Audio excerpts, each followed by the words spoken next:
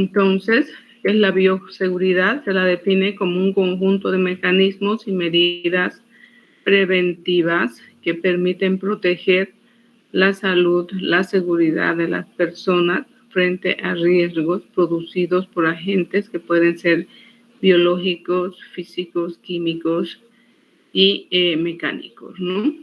O sea, es una forma de prevención del personal de salud frente a agentes físicos, químicos, biológicos y mecánicos. Tenemos los principios básicos de la bioseguridad, que es la universalidad. ¿Qué nos dice la universalidad? Que todos los pacientes y líquidos biológicos deben ser considerados como potencialmente infectantes mientras no se demuestre lo contrario, ¿no? O sea, por ejemplo, nosotros, en todo paciente, cuando ustedes hagan su práctica, deben ir con toda su indumentaria, colocarse sus guantes, su guardapolvo. Es importante no estar ahí poniéndose y sacándose el guardapolvo. ¿Por qué? Porque si tenemos algún accidente, es como considerarlo como potencialmente infectante. Es importante, tiene que haber, mientras no se demuestre lo contrario. Esa es una norma de la universalidad. También la colocación de barreras protectoras, como son la bata, guantes, gafas, las mascarillas, ¿no? La utilización de las barreras en el personal de salud ayuda a evitar la exposición directa, ¿no es cierto?, a sangre y líquidos corporales potencialmente contaminados. Entonces, esas son las barreras protectoras para el personal de salud. Entonces, la bata, ¿cierto? Es importante, es una barrera. Por eso es que se usa con la mano, manga larga, igual, tiene que ser por debajo de las rodillas, ¿cierto? Los guantes, las gafas y las mascarillas, ¿no? Todas son barreras para ayudar a evitar la exposición directa, que puede ser de sangre o líquidos corporales, ¿no es cierto? Puede llegarnos al ojo muchas veces, y si no estamos con nuestra protección, pues la conjuntiva, entonces nos va a entrar dentro del ojo, y la conjuntiva es rica en vascularización, ¿no es cierto? Entonces, todo esto ayuda a la exposición directa con potencialmente contaminados, ¿no? El equipo de protección, los guantes, las mascarillas, que ahorita nos estamos colocando todos, ¿no? Espérenme un ratito, quiero ver, no, ahí está, para que grabemos. Vale.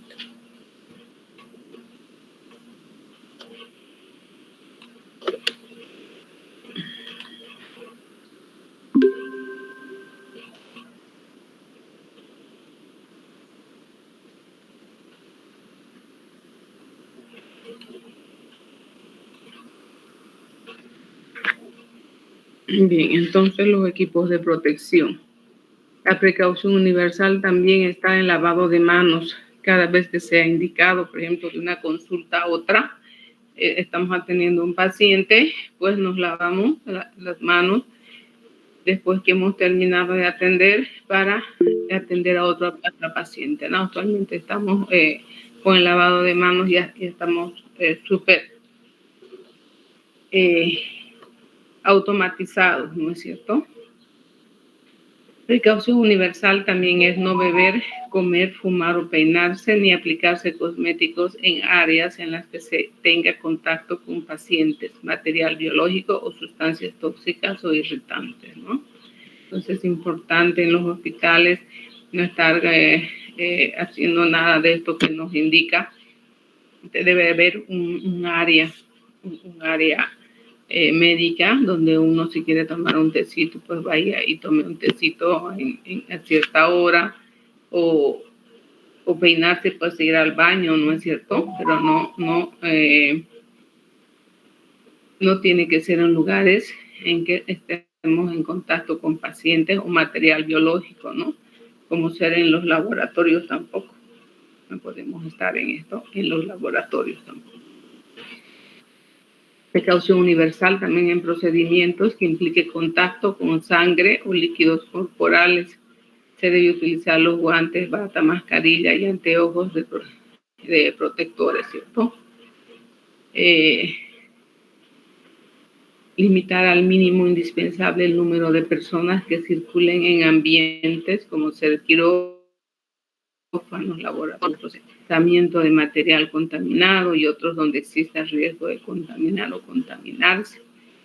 Es importante, por ejemplo, en los laboratorios, o sea, siempre van a ver que dice ahí un letrero solo para personas autorizadas, ¿cierto? No podemos entrar y salir, tenemos que tocar y llamar a esa persona que necesitamos, pero no estar ahí en ese ambiente entrando y saliendo, ¿cierto? Es importante. Por ejemplo, cuando tenemos un parto, o sea, nosotros hacemos las valoraciones correspondientes, ¿no? Si está con 8, con 9, para pasarla a sala de parto y nosotros nos alistemos, nos pongamos todo lo que es nuestra bata, nuestros anteojos, nuestros guantes. Claro que hay partos que son fulminantes, ¿no? O sea, viene ya coronando. Pero para eso también tenemos que rapidito cambiarnos, ¿no? Entonces, esa también es otra precaución universal. Precaución universal también es evitar el reencapuchado de agujas. Una vez utilizada, en caso de ser necesario, colocar la cubierta utilizando la técnica de una sola mano, utilizar una pinza. O sea, por ejemplo, así no debemos hacerlo. O sea, tenemos que colocarlo en el mesón con una misma mano, el capuchón, y ir y colocar la cubierta, ¿cierto? Colocar la cubierta, y cuando ya colocamos la cubierta, bueno, ya es más fácil reajustarlo, ¿no? Pero así no. A veces estamos nerviosos y nos pinchamos, no podemos pincharnos así perfectamente y con material que de repente no sabemos si tiene alguna otra enfermedad, ¿no? Precaución universal también se eliminan los objetos cortopunzantes, hojas de bisturí, en recipientes resistentes, acordes en el mismo lugar donde se realizan los procedimientos. No sé si han visto en los centros médicos, o sea, hay este material, ¿no? Entonces, son resistentes, entonces aquí se coloca, o también en estos otros envases que son resistentes. Normalmente en los hospitales lo que se hace es esterilizarlo, las agujas, y luego tienen que estar encapuchadas, ¿no es cierto? Y colocarlos acá en este material resistente, porque a veces se llena bastante y las agujas salen, ¿no? Por las puntas. Entonces, pero con esto no, de esta manera no. Otra precaución universal es descontaminar adecuadamente las mesas luego de finalizar el trabajo del día utilizando soluciones desinfectantes recién preparadas. O sea, normalmente los hospitales son doble turno, ¿no? O puede ser también triple. O sea, y después de 6 horas, después de las 6 horas entra otro turno, y en los hospitales pues entra después de otras 6 horas el turno de la noche, por decir, ¿no es cierto? O sea que tenemos que dejar descontaminar, o sea, los mesones con desinfectantes recién preparados, ¿no? Que hemos preparado hace una semana. Es importante. No debe existir almacenamiento por tiempo prolongado de desechos con sangre, fluidos corporales en áreas críticas. Es importante que hay que coordinar eso con los que recogen la basura, los días que recogen o donde uno tiene que llevarlo. Es importante eso, ¿no? Colocar carteles indicadores de riesgo en lugares claramente visibles, ¿no? Es importante. En los principios básicos de bioseguridad, también los medios de eliminación de material contaminado. Comprende el conjunto de procedimientos adecuados a través de los cuales los materiales utilizados en la atención de pacientes son depositados y eliminados sin riesgo, ¿no es cierto? Hay, por ejemplo, diferentes clases. De acuerdo, por ejemplo, residuos infecciosos, que se pone ahí un letrero. ¿A qué se refiere eso? A la atención del paciente. Por ejemplo, a la atención del paciente quiere decir cuando haya sangre o derivados, fluidos corporales, ¿no es cierto? Puede ser material biológico también, o sea, cultivos y medios de cultivo provenientes de laboratorios clínicos, vacunas vencidas, residuos quirúrgicos y anatómicos patológicos, cortopunzantes, cadáveres o partes de animales contaminados. Todo eso se lo clasifica como residuos infecciosos. Tenemos también la clase B de residuos especiales. Estos son los desechos hospitalarios, ¿no? Residuos químicos peligrosos, que serían los recipientes o materiales contaminados por sustancias o productos químicos tóxicos, corrosivos, inflamables, explosivos, ¿sí? Residuos farmacéuticos, medicamentos vencidos, no utilizados, también radioactivos, también, ¿no? Estos son residuos especiales que tienen que estar ahí etiquetados. Y residuos comunes, que sería la clase C, serían los residuos de oficina, los papeles, cartones, cajas, plásticos, restos de alimentos, ¿cierto? Los riesgos en diferentes áreas de trabajo pueden ser físicos, químicos, biológicos, psicosociales.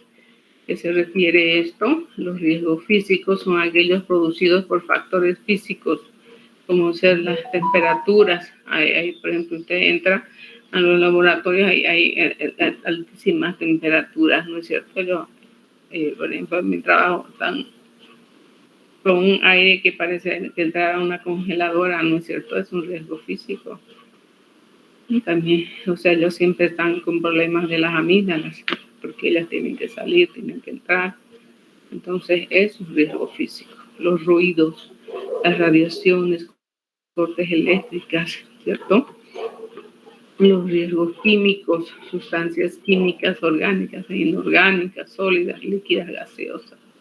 De acuerdo a su efecto, se clasifican en tóxicas, pueden ser irritantes, explosivas, corrosivas, carcinógenas, ¿no es cierto? Pueden ser abortivas, son riesgos químicos, ¿no? Los químicos industriales, por ejemplo, manejan todo esto.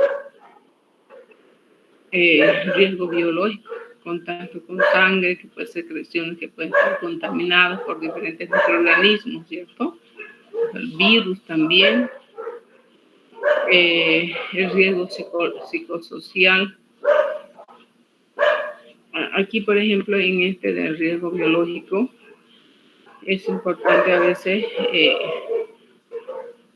siempre estar con su bata y si va a hacer una intervención, entonces siempre utilizar sus guantes es importante. Es importante porque a veces pues, estamos un poquito apurados, un poco nerviosos, no sé, y cometemos algún error y resulta que estamos con un accidente laboral, ¿no? Riesgo psicosocial vinculado a la organización del trabajo, por ejemplo, el estrés, acumulación de trabajo. Por ejemplo, nosotros, ¿cuánto atendemos de pacientes? Casi entre 15 a 20, 25 pacientes día. Entonces, turno. Entonces, es un estrés. Muchas veces un paciente no da, lo tenemos que resolver porque son casos que hay que derivarlos a otro centro, llamar al centro, llamar al médico, llamar, para que lo reciba y todo eso. Y ahí nomás se da una hora y el resto del paciente están esperando ahí. Entonces es un estrés, ¿no? Es un estrés. Accidentes por exposiciones a sangre y fluidos corporales, lo que se llama AES, accidente por exposiciones a sangre y fluidos corporales, ¿no? Los trabajadores de salud, producto de la atención clínica, implica el permanente contacto con pacientes o con sangre y fluidos corporales contaminados, ¿no? Estamos en contacto continuo con sangre o fluidos corporales contaminantes. Los factores que determinan la posibilidad de infección frente a estos accidentes que hemos dicho por exposición a sangre y fluidos corporales es el patógeno indicado, puede ser una bacteria, puede ser un virus, el tipo de exposición, si ha sido un pinchazo o ha sido una salpicón a la conjuntiva, ¿de acuerdo? ¿No? La cantidad de sangre que ha sido inoculada. Es importante también la cantidad del agente patógeno en la sangre del paciente fuente en el momento de exposición, ¿no? O sea, por ejemplo, si es por ejemplo, es diferente cuando solamente es un pinchazo y que ingrese gran cantidad de sangre, ¿no es cierto? Es importante. Esos son los casos, ¿no? Agentes frecuentes a estos accidentes sería el virus de la inmunodeficiencia humana, el VIH, el riesgo de infectarse por este virus en un accidente laboral a través de una aguja que contiene sangre contaminada es de 0,3 al 0,5%. La hepatitis B, el riesgo de infectarse en un accidente laboral a través de una aguja que tiene sangre contaminada es un promedio de un 15% hasta 40%.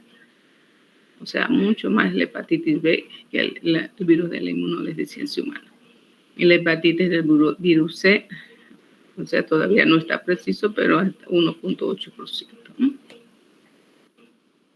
Conducta a seguir en los casos de accidentes. Y tenemos los accidentes por exposición a sangre y fluidos corporales. Sería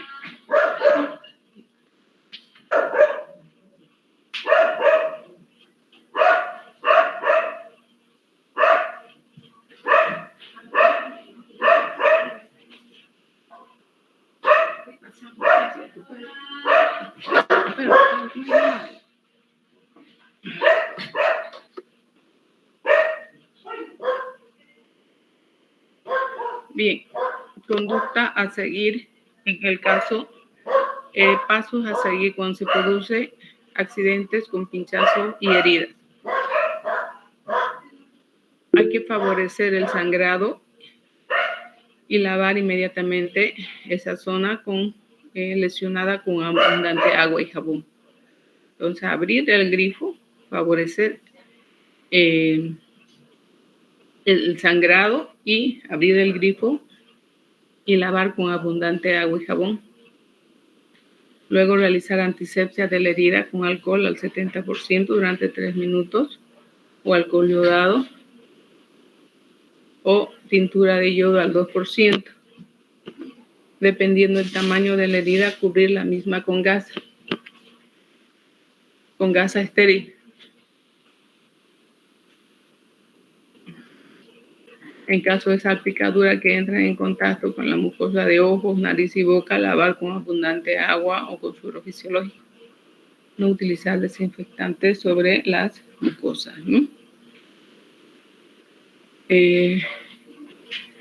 Luego de producido el accidente, se debe informar al jefe de servicio para que después sea remitido a revisión médica y se realiza una valoración de riesgo al que fue expuesto. Es importante estas hojitas, hay que llenarlas, es importante para tener antecedentes de que hubo este accidente, ¿no?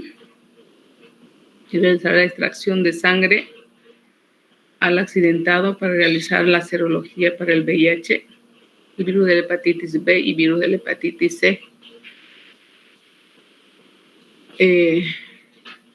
Si es posible identificar al paciente fuente, se le realizará también serología basal para el virus de la hepatitis serológica de la hepatitis previo consentimiento de la persona, ¿no? Es importante esto. El paciente fuente es VIH positivo, se iniciará tratamiento profiláctico dentro de las 72 horas de ocurrido el accidente y quedar en seguimiento. O sea, normalmente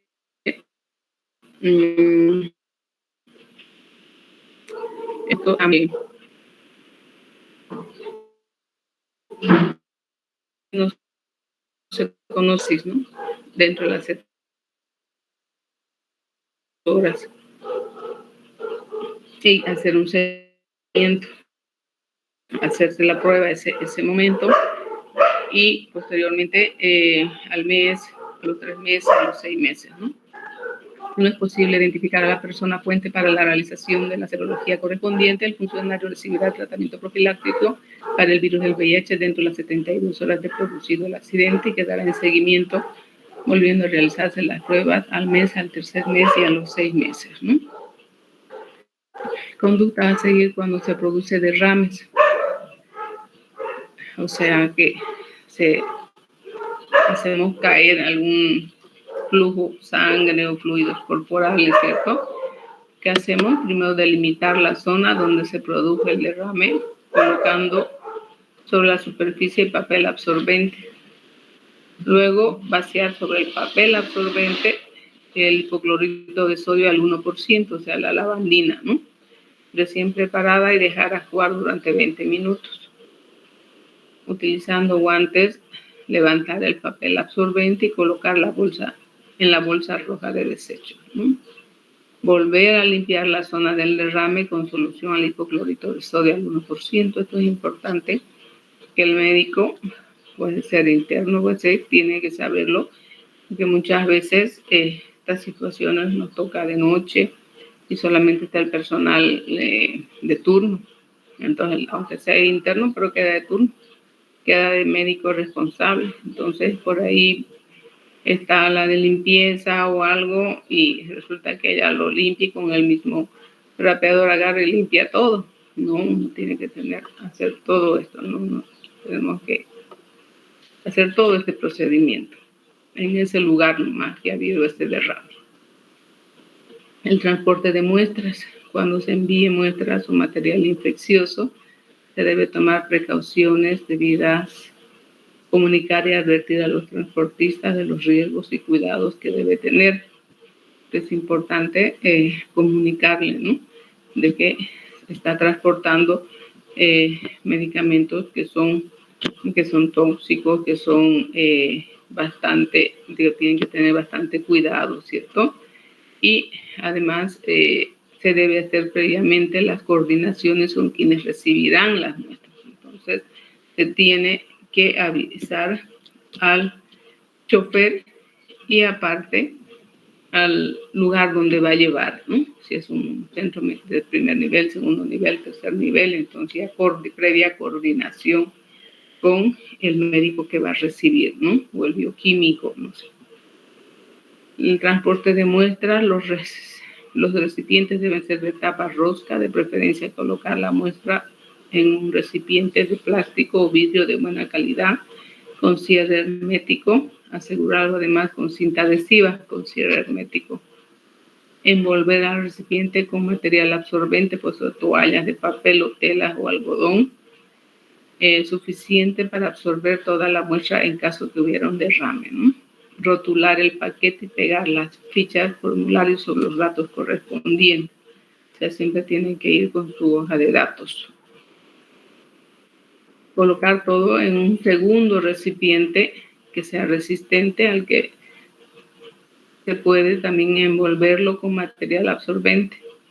Preparar el paquete en material suficientemente sólido y colocar también una etiqueta, ¿no? O sea, aparte que estamos yendo con estos frascos, tiene que ir en un segundo envase, normalmente son los perritos que llamamos, ¿no? Esto, por ejemplo, no puede ocurrir, miren esto.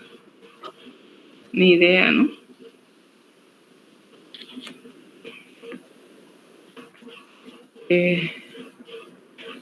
La ética médica también es importante, por ejemplo, no solamente la ética médica, sino desde colegio, desde nosotros que somos, ahorita están ustedes de compañeros, tiene que haber ética, ¿no?, entre ustedes, tiene que haber esa educación, ¿cierto?, entre compañeros. A veces uno es más despierto que el otro, puede saber un poco más o puede saber menos, entonces esa ética la tenemos que ir conservando. Por eso es que estos grupos que hacemos, para que ustedes puedan, entre ustedes, armar un tema armar un tema y llevarlo a la presentación, todo eso ya es un ensayo de cómo ustedes pueden ser tolerantes entre ustedes, ¿cierto? Pueden ser, porque a veces uno dice, no, yo nadie quiere, no, y listo, no es así. No es así, nosotros somos humanos y siempre vamos a estar rodeados. Ustedes, por ejemplo, ahorita están rodeados de puros compañeros, entonces tenemos que ser tolerantes entre nosotros, ayudarnos y de esa manera vamos a ir avanzando. El día que mañana seamos médicos también vamos a quizás ser el médico siempre, muchas veces, si no hay otra persona, que hay otra encargada, el médico lleva siempre en los centros médicos a ver qué dirá el doctor. Llevamos la batuta.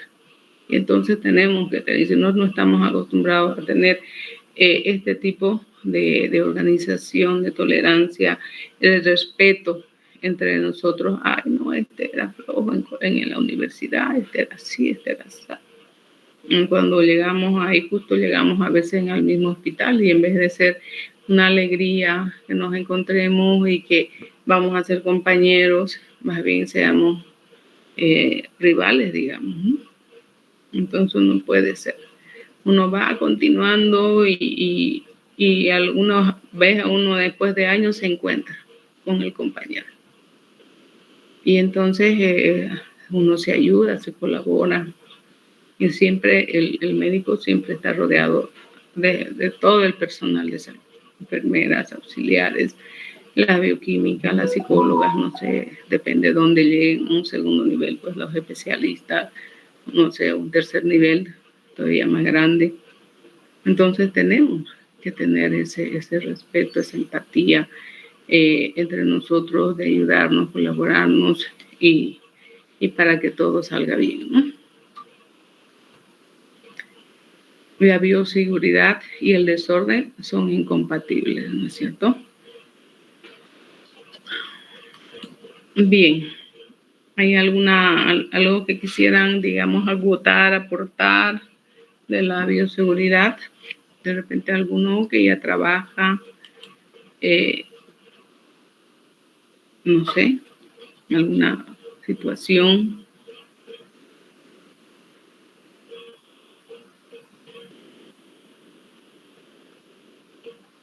Nada, están calladitos.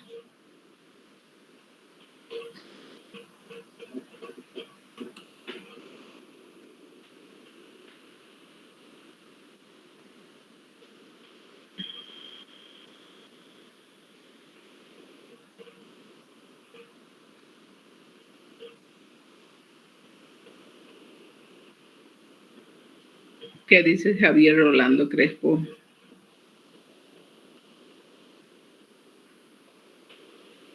Todo bien, doctora. Con respecto a la bioseguridad, considero que hay que tener los cuidados necesarios, ¿no? Porque podemos, si no es así, podemos contagiarnos de algunas enfermedades, más que nada en los hospitales que estamos volubles. Claro, y después de paso llevarlos a la casa, ¿cierto? Llevarlos a la casa. En la época del COVID, por ejemplo, todo el mundo se sacaba la ropa ahí, teníamos que entrar por la puerta de atrás y ir a la ducha a bañarnos. En esa época yo igual iba a trabajar y hacíamos turnos con mis compañeros, íbamos 3 personas nomás, parece, o 4, no íbamos más. Cada día teníamos un grupito reducido y esa ropa que me había puesto yo entraba y me bañaba en el baño de atrás, lo dejaba esa mi ropa ahí remojando, entraba ya con otra ropa. Voy a tener que hacer altísimo cuidado porque no se sabía, ¿no es cierto? Importante. Y peor cuando trabaja uno en un tercer nivel, pues uno tiene que sacarse la ropa ahí nomás en el trabajo, ¿no? En el trabajo, traerle una bolsa, o si es que no la lavan allá, depende qué vestimenta es, ¿no? Porque lo que es de cirugía, todas esas cosas se quedan ahí, ¿no? Pero ya uno pues la ropa de uno, pues uno ya tiene que traérsela y dejarla remojando o en ese tiempo pues utilizaba hartísimo la lavandina, ¿no? Porque siempre da también ropa blanca. Entonces son esos, esta charla en realidad es para que ustedes, cada semestre se les da para que ustedes cuando les toque ya ir a algún centro, entonces ya tomen sus previdencias, ¿no? No es más ir y entrar, me voy a entrar a todo lado, no es, ¿no? Tenemos que tener nuestro cuidado, aplicar esas normas de bioseguridad, ver los basureros a qué corresponden, el material, donde tenemos que los desechos, todas esas cositas ya tenemos que ir un poco familiarizándonos, ¿no? Bien. Bien, entonces, en ustedes que habíamos quedado,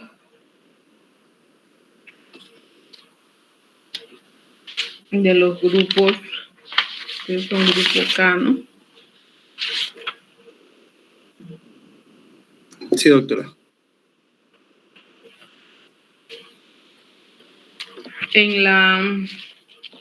Hoy día es 7, ¿no?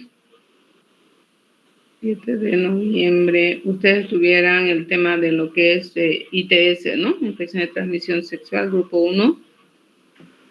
Sí, doctora. Ya, entonces ahorita si quieren podemos ir viendo porque a pesar que la otra hora también tenemos larguita, ¿no? Podemos empezar ahorita y continuar la siguiente hora también, porque son ustedes nomás lo único que van a dar, ¿no? El grupo 2 y es la otra semana, 2 y 3 es la otra semana, sí.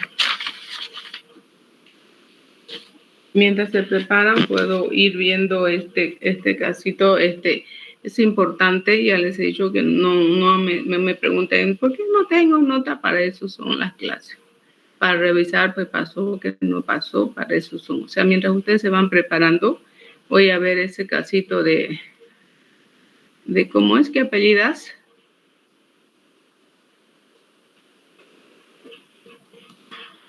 ¿Qué apellidas? El que le falta nota. Buenas tardes, doutora. Estou sem qualificação para a prática. Ya, vamos a ver. ¿Y Caro, y quién más? Adrián. Yo también, doctora. Ya, pero han mandado, Sí, ahorita voy a... Sí, yo ya lo mandé, Ya. ya ese mismo día. Escúcheme, es al drive, ¿no?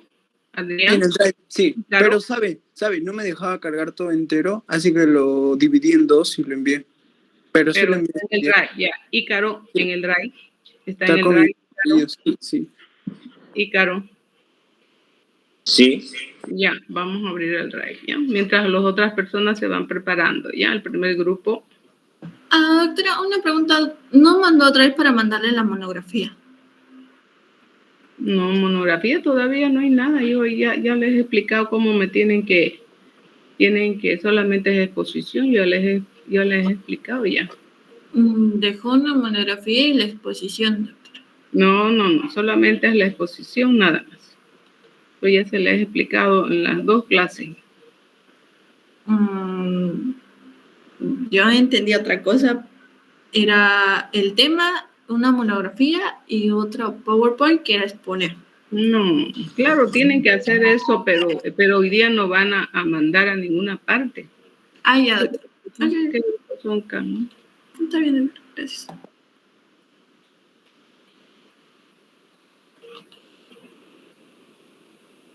Estoy viendo el grupo K.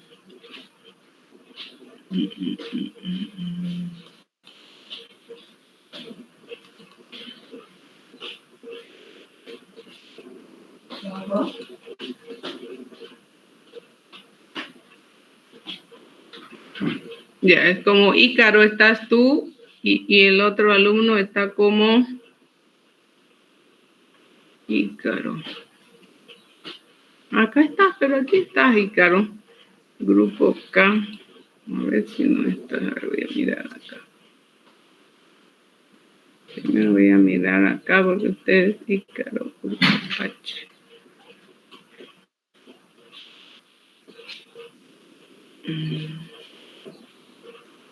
Mira, no está.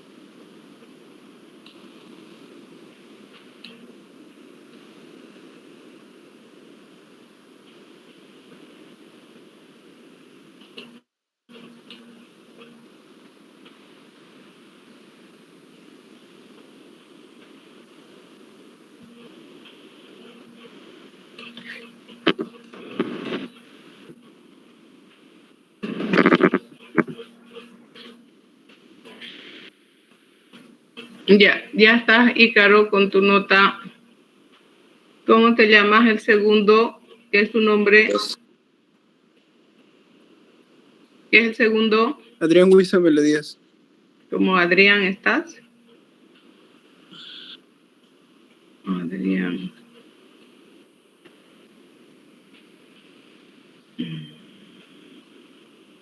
No estás, pero como Adrián te cuento, no hay Adrián. No hay ninguno como Adrián, ¿no? Adrián, no hay Adrián.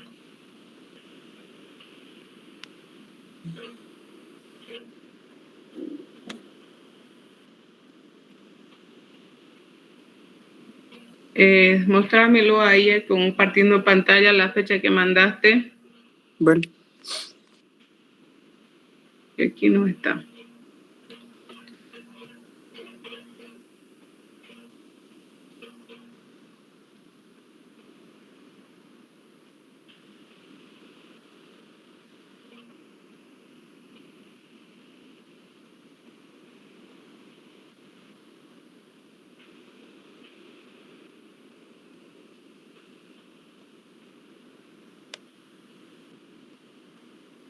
Aquí está.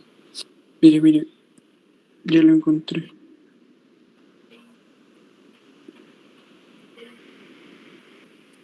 Comparte pantalla. Vale.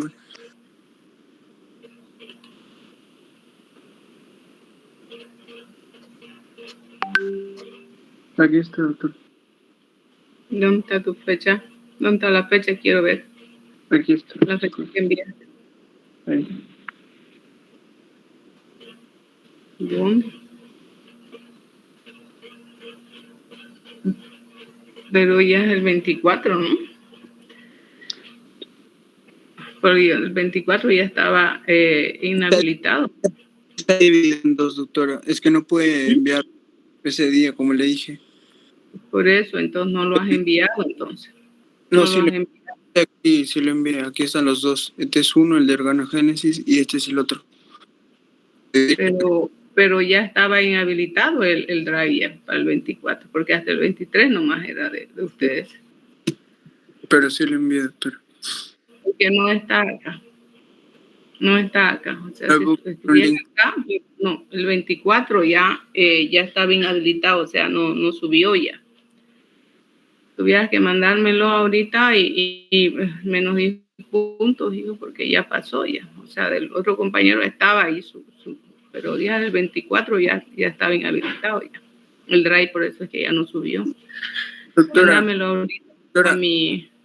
también Ajá. está de viaje, también por eso, por un pasaporte ¿Cómo? no le cedía. Estaba de viaje también anterior semana, pero sí le envié. A ver, de hecho, ya envié hace tiempo, todavía se me olvidó que le envié. Miren, Pero entre no, a su WhatsApp le envié. Le voy a enviar un punto. no al WhatsApp, y ustedes saben, no reviso por WhatsApp. No reviso, porque eso queda ahí en el drive, queda ahí. Por eso le hablé el 23. Pero no en el WhatsApp ni idea. Le hablé ese día que no podía enviarle. Y al día siguiente no me puede subirlo. Puede revisar si quieres WhatsApp. No, yo ya, lo que pasa estaba mal mi WhatsApp y ya domingo lo he tenido que ver. O sea, Sí, pero advertí que no podía llevarlo, profesor, en serio, por favor. por eso, mándamelo a mi correo ahorita. Vale. Envíalo a mi correo. Bueno. Con el grupo, con todo, bien, grupo K, no me estén mandando el nombre nomás y nada más. Tienes que A su correo le ponerme el envío. grupo de grupo al correo, sí. Dale, ve.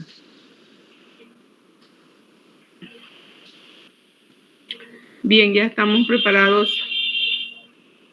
¿Presento pantalla? Sí.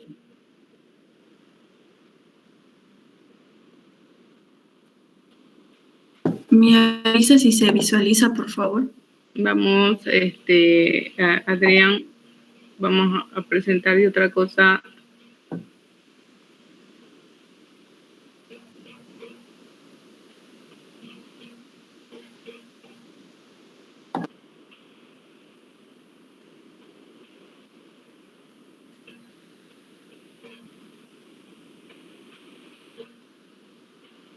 Adrián. Cierra, por favor.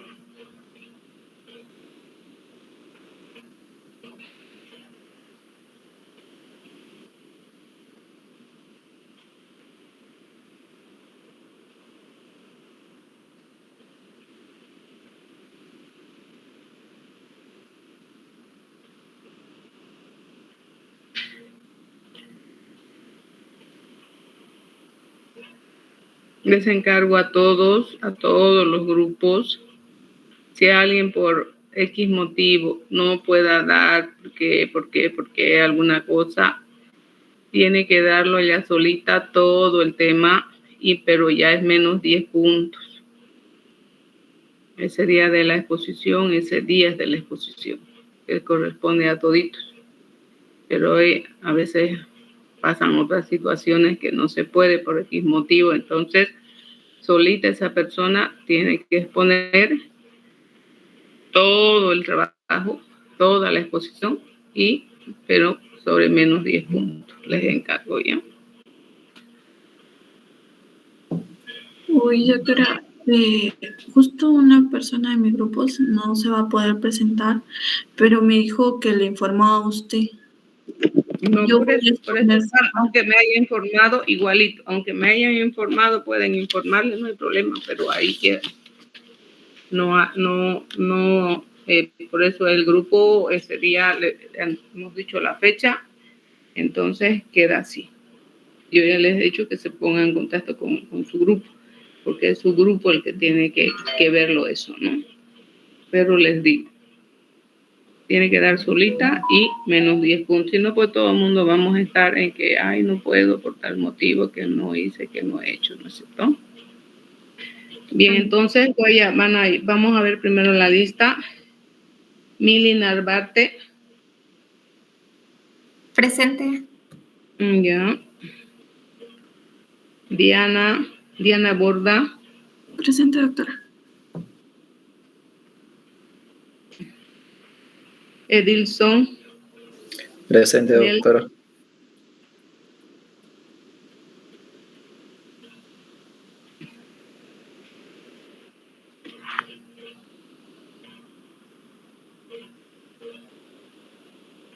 Lisley Cáceres.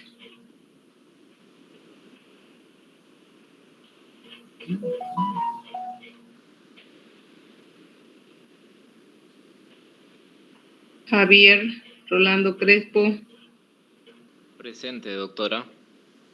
Wendy Pérez.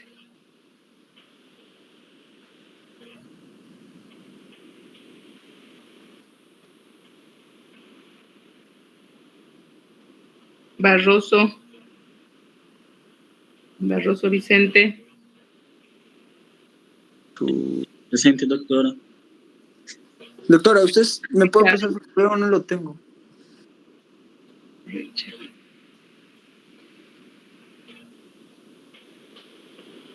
Geraldine Vargas. Presente, doctora. Andrea Todrico. Presente, doctora. Ya. Aquí falta uno. Mantilla. Presente, doctora. Diana, ¿no? Sí. Diana Mantilla. Ya. Bien. Vamos a empezar.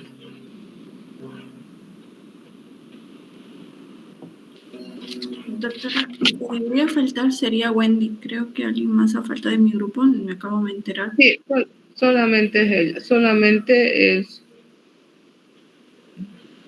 ¿Me puede decir quién es? Lisley Cáceres y nadie. Y hay también Wendy. Dos personas. Dos personas. Ok, doctora. Creo que... Buenas tardes, Lice. Lisley, ahí está. Cáceres apareció. Lisley, entonces faltaría nomás Wendy.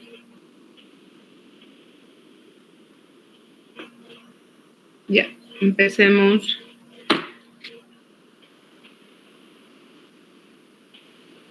Ok, doctora. Sí se presenta en la pantalla, ¿verdad? ¿Sí? Ok, bueno, voy a comenzar la exposición. Bueno, buenas tardes, doctora Alma. Buenas tardes, compañeros. A mi grupo nos ha tocado el tema infección de transmisión sexual en el embarazo. Está realizado por mi persona, Mili Narvarte, Lisley Cáceres, Edison Espíritu, Diana Mantilla, Javier Ronaldo, Wendy Pérez, Richard Vicente, Geraldine Vargas y Andrea Tuco. Ok.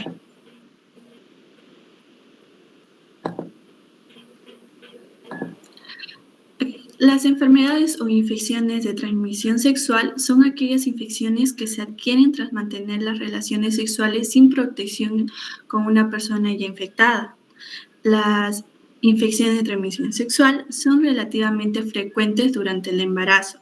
La realización de las pruebas de detección y un tratamiento adecuado con componentes importantes de la atención prenatal a las mujeres con riesgo aumentado a estas infecciones. Estas infecciones de transmisión sexual, mientras está embarazada, tiene relaciones sexuales con alguien que ya estaba infectado. En el embarazo no le protege ni a la embarazada ni al bebé. También puede quedar embarazada aún teniendo una infección de transmisión sexual. En casos es importante que reciba un tratamiento, ¿no?, la persona embarazada, y dependiendo de su infección de transmisión sexual. La infección puede transmitir durante el embarazo a través de la placenta, en el momento del parto, al entrar el feto en contacto con la secreción vaginal, o incluso después del parto a través de la lactancia materna, como puede ser con el VIH. Otros ejemplos son como el VIH, la sífilis, el papiloma, la gonorrea, la hepatitis y entre otros.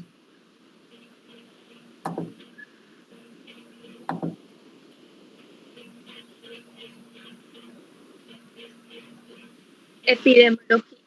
Las enfermedades de transmisión sexual, ETS, se definen como aquellas producidas por agentes infecciosos específicos para las que el mecanismo de transmisión sexual tiene prevalencia epidemiológica. Aunque en algunas de ellas no sea el principal mecanismo de transmisión, el costo en términos de morbilidad y mortalidad materno-infantil y el impacto psicosocial del embarazo es importante si se considera que es un fenómeno prevenible. El embarazo se asocia a mayores tasas de morbilidad y mortalidad tanto para la madre como para el niño. Las ITS son causadas por una amplia variedad de patógenos, dentro de las cuales están virales como el virus de inmunodeficiencia humana, virus de la hepatitis B, virus de la hepatitis C, ya sea del herpes simple o del herpes genital, y virus del papiloma humano. El bacteriano sería Neisseria, gonorrea, treponema y vaginalis, y entre otras. ¿Vaginatis? ¿Qué es eso? Vaginalis. Vaginalis, disculpe, doctora. Vaginalis. Vaginalis. ¿A cuál te estás refiriendo? Diré Andrea. Gardnerella vaginalis. Gardnerella vaginalis sería, ¿no? Y el porcentaje, ¿cuál sería, si estás hablando de epidemiología, cuáles serían los porcentajes, cuál serían las primeras causas de lo que es la ITS? ¿Cuál sería la más frecuente? Sería más de 1 millón de personas con la infección, con la enfermedad que es la ITS, ¿no?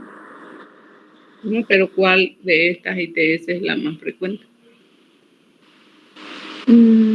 La verdad es que todas son más frecuentes. No. Se supone que hay más y hay otras menos. ¿Es la más frecuente? ¿Cuál? La VIH, SIDA. No, ni idea, pues imagina. Ni idea. No, tú ya te estás inventando. Ya, sigan. ¿No? Ya, vamos, sigan.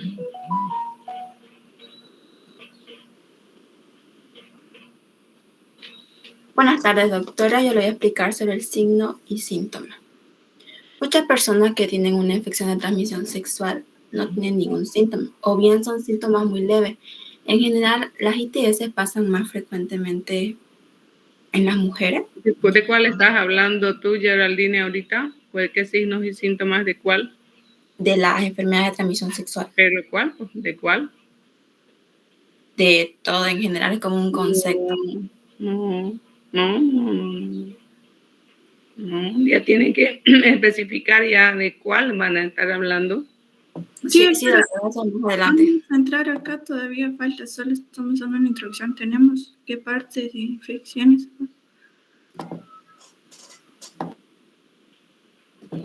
Sí, ya, sigue. Por este motivo, a menudo las ITS en las mujeres se diagnostican más tarde y causan más secuelas. A veces los síntomas sospechosos de una ITS aparecen días o meses después del contagio. En las embarazadas pueden infectarse con las mismas infecciones de transmisión sexual que una mujer que no lo está. El embarazo no ofrece a las mujeres ni a sus bebés ninguna protección adicional contra las ETS. Como lo había dicho, muchas infecciones son silenciosas y no tienen síntomas, por lo cual usted no podría saber si está infectada. ¿Cómo cuál? Como está la gonorrea, la clamidia. ¿Cómo que la gonorrea? La gonorrea, ¿cómo no podés decir así? No. El VIH, la sífilis. No, es que no podés hablar así alegremente. No podés hablar así. Por eso es que o sea, ya deberían empezar ya con las enfermedades así. O sea, no puedes decir, ay, no se encuentran síntomas. No es así. Hay algunas que sí hay que buscarlas, pero hay otras que ya se manifiestan. Vamos, sigue. Los signos y síntomas más frecuentes molestos identificados son el flujo vaginal, ardor vaginal, el sangrado vaginal inusual, el ardor al orinar, los ganglios inflamados, las úlceras en los genitales, la zona perianal o la boca. Ciertas infecciones de transmisión sexual como el VIH y la sífilis pueden transmitirse de madre a bebé durante el embarazo o durante el parto. Es por eso recomendable que la madre se haga una prueba de ETS o una prueba de VIH, ya que las consecuencias de la ETS pueden llegar a ser mortales y puede provocar la muerte en la madre y en el bebé. Geraldine, ¿en qué momento hay que hacerse la prueba en la madre para el VIH y para la sífilis también? Se tiene que hacer como una rutina médica durante el embarazo. ¿Pero en qué momento?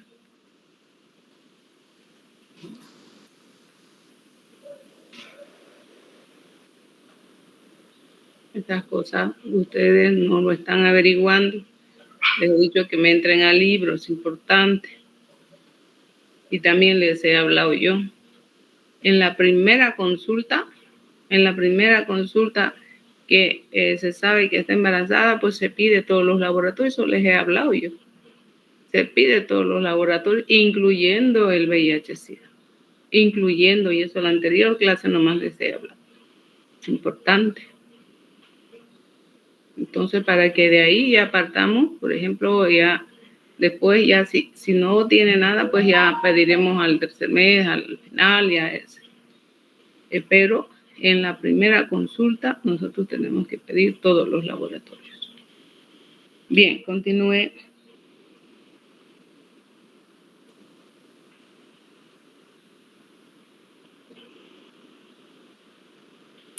Doctora, me toca a mí. Buenas tardes. Voy a hablar sobre los síntomas del virus del papiloma humano y las verrugas genitales o condilomas.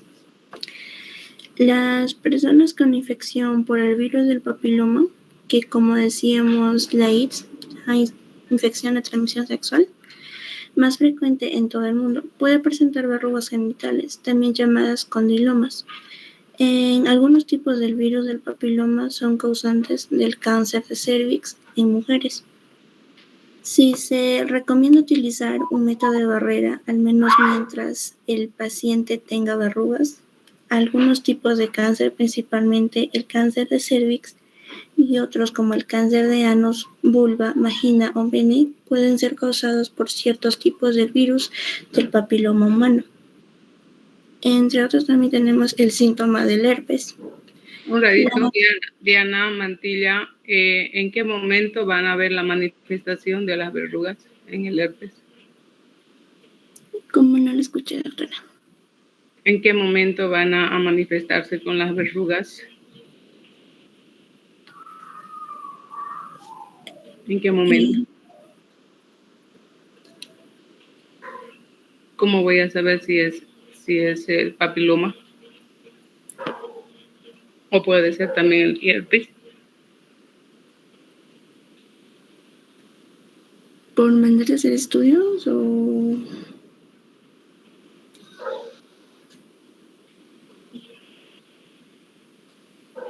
No nos estamos preparando bien, pues así no vamos a aprender nada. Es importante por la sintomatología. Nosotros no somos médicos, pues haga el laboratorio, haga, no, por la sintomatología, lo que vamos a preguntar a los pacientes. Si duele o no duele, molesta o no molesta, en qué momento. Ellas no van a venir, muchas veces no vienen diciendo, no, ay, te cuento que tengo una verruga, te cuento que tengo una herida. Ya alguien hablará, dirá, ay, hay heridas que no duelen ni molestan, pero están ahí. Y al hacer un Papa Nicolau muchas veces lo encontramos. Bien, ya, siga. Entre los síntomas del herpes, tenemos que las personas con herpes genital pueden presentar pequeñas úlceras dolorosas, agrupadas en genitales o las nalgas. Estas úlceras se curan de forma espontánea en unos días, incluso sin tratamiento. Los pacientes con infección por herpes pueden presentar más de un episodio de este tipo.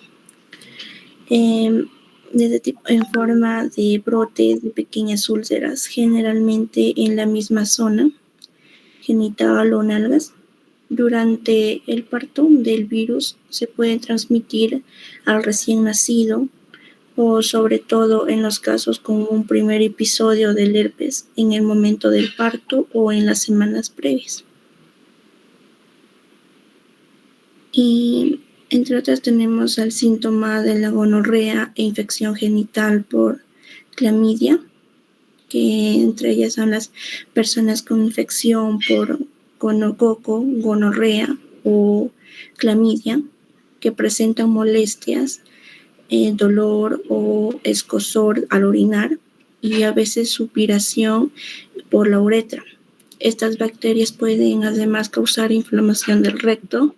¿Qué produce la clamidia? ¿Qué se llama el que produce la clamidia? ¿Qué se llama esa bacteria? Y Diana, ¿qué se llama la bacteria que produce la clamidia?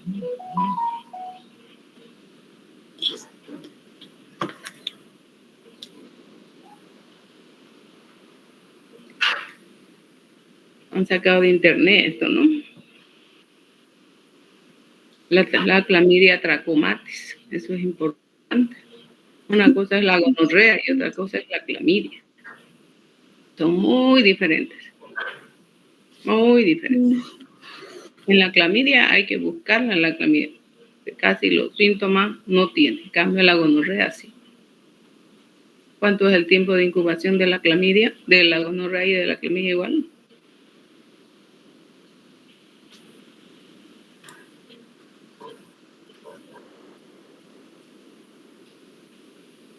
...7 a 14 días. Entonces ya, cuando hay la gonorrea, pues ya va a empezar a tener un flujo que puede ser ya purulento en las mañanitas principalmente. Entonces, puede, si es que hay otra más mixta, entonces con los hongos puede haber ya más picazón. Entonces, es importante ahí sí hacer tratamiento en pareja. Es importante. Ya, siga. Ya. Estas bacterias pueden además causar inflamación del recto, dolor como inflamación del recto o la defecación, supiración, moco, sangrado rectal. La infección o sintomática sin sintomatología es la más frecuente en el caso de la clamidia y en cualquiera de las dos infecciones es más frecuente en mujeres que en varones. Gracias. Ok. La sífilis. La sífilis es una infección bacteriana que suele transmitirse con el contacto sexual.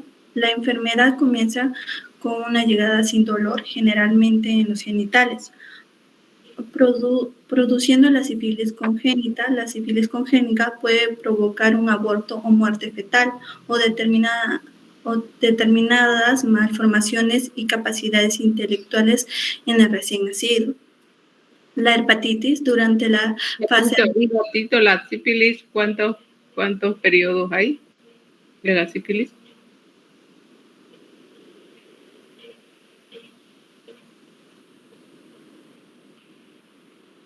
Importante, estamos aprendiendo. ¿Cuál es el que infecta? ¿Cuál es el que no infecta?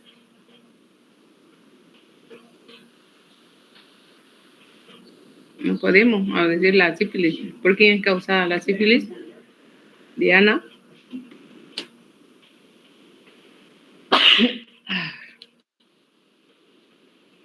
Por el treponema pálido. Tenemos que saber el nombre. ¿Cómo vamos a ver la sífilis si no sabemos ni el nombre? Hay los 3 periodos. El primero, la primera etapa, si quieren. Hay hasta el estadio latente también. No podemos así, sería pues facilito las enfermedades, ya la medicina sería un baile.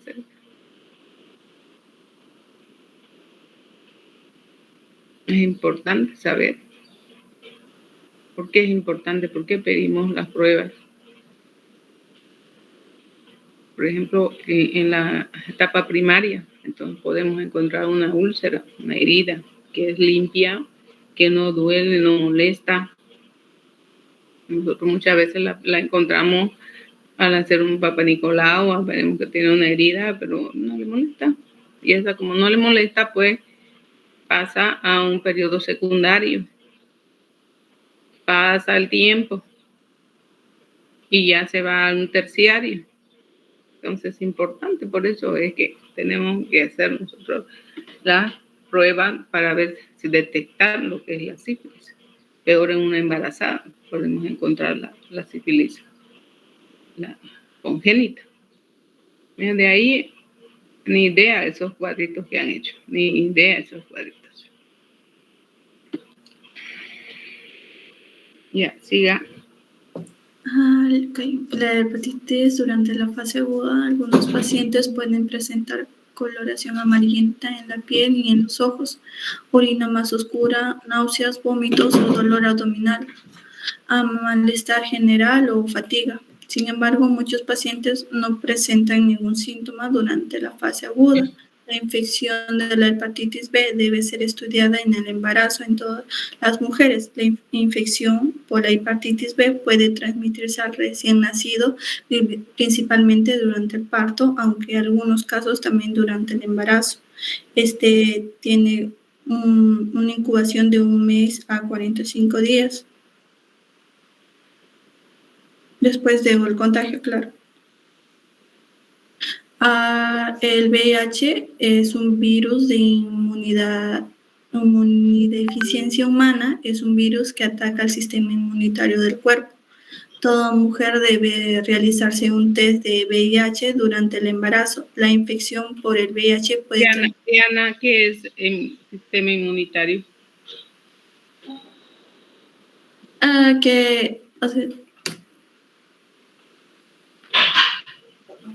Que ataca nuestras células inmunitarias. ¿Pero cuáles son nuestras células inmunitarias? Linfocito T y linfocito B. ¿Pero cuáles son esas? ¿Qué sirve esas linfocitos T? Son anticuerpos. Ya, pero ¿para qué sirven esos anticuerpos? Para atacar a las enfermedades. Son nuestras defensas, el sistema, síndrome de inmunodeficiencia adquirida. ¿Sí? O sea, es un conjunto de síndromes que va a afectar nuestro sistema inmunológico, quiere decir nuestras defensas. si bajan nuestras defensas, pues cualquier infección, cualquier enfermedad, una gripe, ahorita el COVID puede afectarnos y nos morimos. Eso es lo que afecta a uno. En el VIH se muere porque van a disminuir las defensas. Por eso. Pero por eso, ¿qué es lo que vamos a hacer? Para que uno no se muera, ¿qué hacemos, Diana?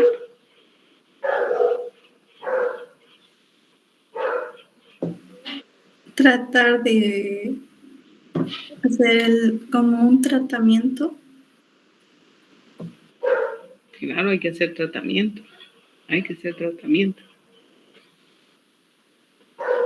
Porque esto afecta o esto se puede transmitir durante el embarazo, a través del parto o a través de la lactancia al bebé.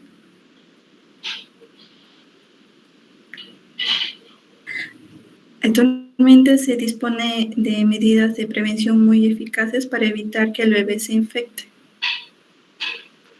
¿Cuáles son las medidas eficaces?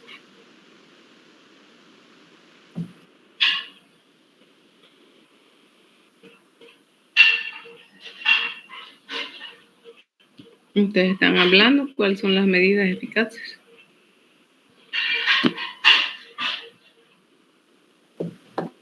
¿Quién puede ayudar del grupo?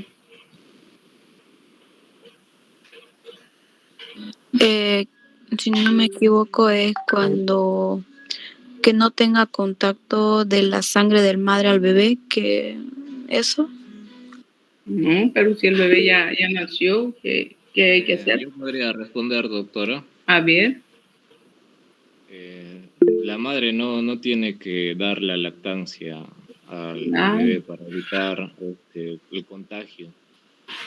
Claro, no tiene que dar. Por eso todos los centros médicos hay una ley y por eso se da la leche en tarro, porque hay personas que no tienen plata, ¿no es cierto? Ni idea de que se compre una leche en tarro. Entonces, se les da durante 6 meses. Entonces, la leche en tarro, gratis. Podría agregar algo. Está bien. Una segunda, ¿qué sería más, Javier? Algo a lo que dije podría agregar con respecto a la alimentación con leche en tarro.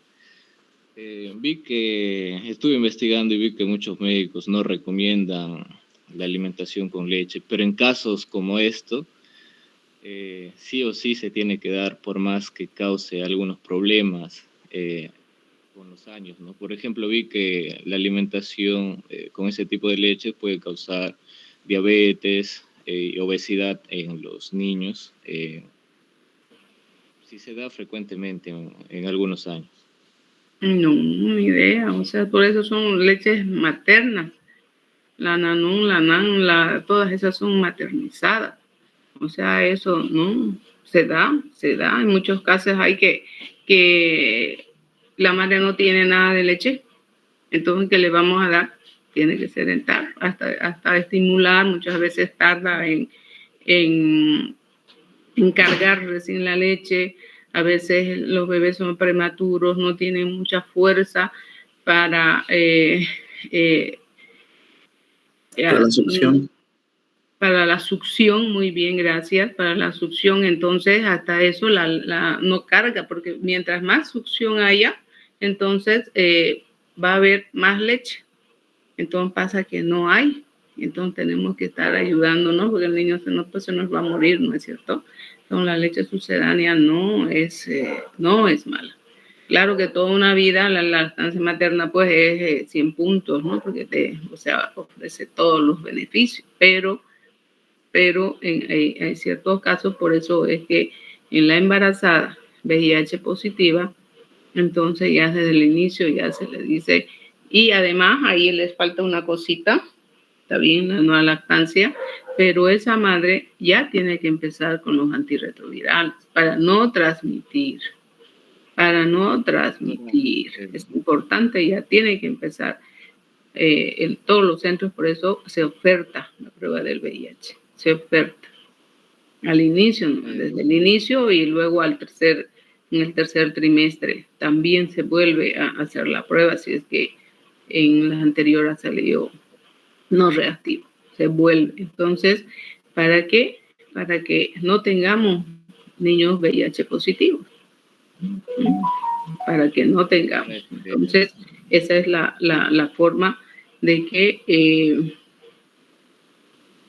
cómo se actúa, digamos, ¿no? Bien, hasta acá acabaste, Elvira. Yo sí. Ya, escúcheme, vamos a descansar un ratito. Empezamos en la práctica con la otra persona. Bien, no sería más, ya descansamos un ratito. Nos contactamos 17:10. Chao, chao. Ya, listo. Yo voy a hablar sobre las pruebas complementarias. Independientemente de si su embarazo progresa normalmente o de si existen inquietudes, el médico obstetra puede recomendarle algunas de las siguientes pruebas. Richard, más fuertecito, por favor, habla porque no se te entiende nada, está muy entrecortado. Ya. ¿Sabes qué, doctora? Yo voy a desconectar mi audífono entonces para hablar solo en computadora. Ya. ¿Ahora estás mejor? Sí. Doctor. ¿Ahora estás mejor? Sí, está mejor. No puedo escuchar.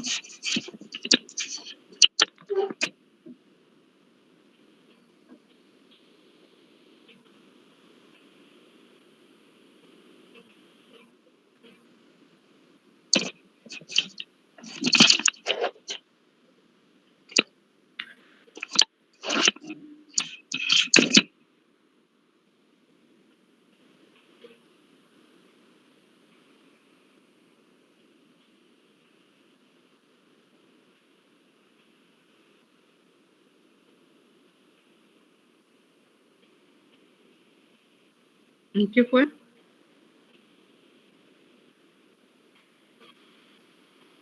Doctora. Ya, ahora sí se escucha bienísimo. Ya. Listo, entonces. Yo voy a hablar acerca de las pruebas complementarias. Independientemente de si su embarazo progresa normalmente o de si existen inquietudes, su médico obstetra puede recomendarle algunas de las siguientes pruebas. La mayoría de los ETS se pueden diagnosticar con una simple prueba. Todos los médicos tienen como rutina hacer pruebas de ETS. Las mujeres embarazadas. Por lo tanto, es mejor pedirle a su médico que le haga las pruebas.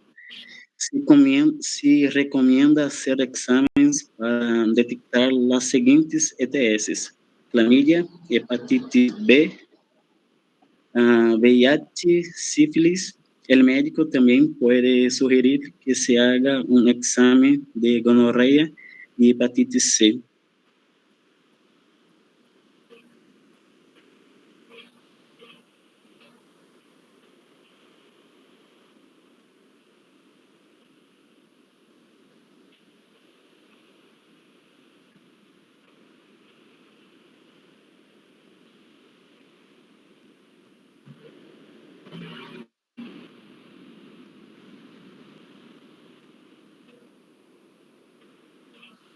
¿Qué más, Richard?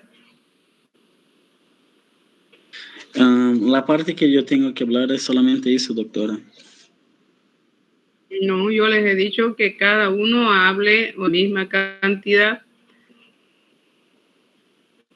Y todo lo que has hablado tú es nada, pues, hijo, Richard.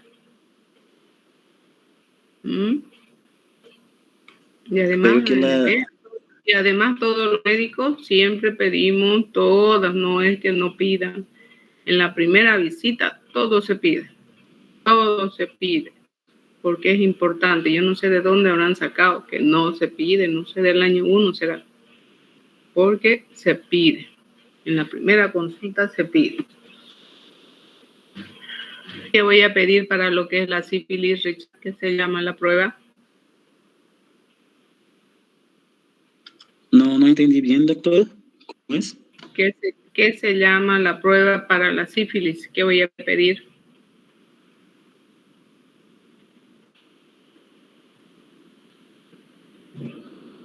Es importante que ustedes deberían por lo menos saber los nombres. No les estoy pidiendo cómo se hace, nada de eso sí, pero sí los nombres, qué se llaman. Eso sí tenemos que saber qué se llama. O cuál es la, para lo que es la, qué se llama. Prueba de ELISA, doctora. Pero hay ELISA para todo, hijo. Hay prueba de ELISA para VIH, hay prueba de ELISA, no, hay prueba rápida también. Hay un montón, pero tienen sus nombres específicos. PCR, si hablas así, no sé. PCR, no, PCR ni idea. No te invité. Ya, sigan.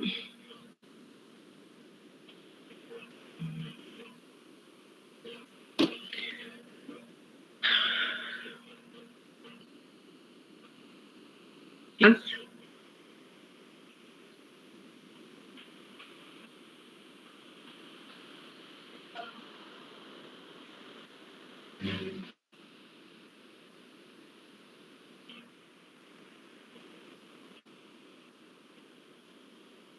Importante que tengan su modulador, ya les he dicho, tengan una persona responsable.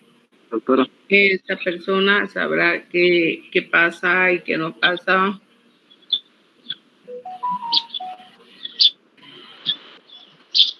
¿Qué decía Edison? Sí.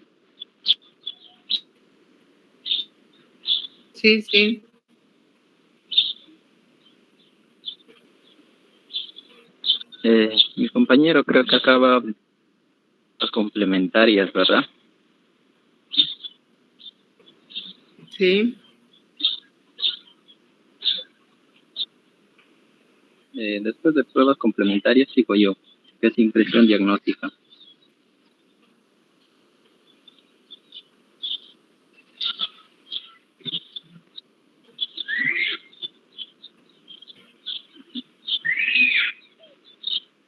Vamos, habla pues, Edinson.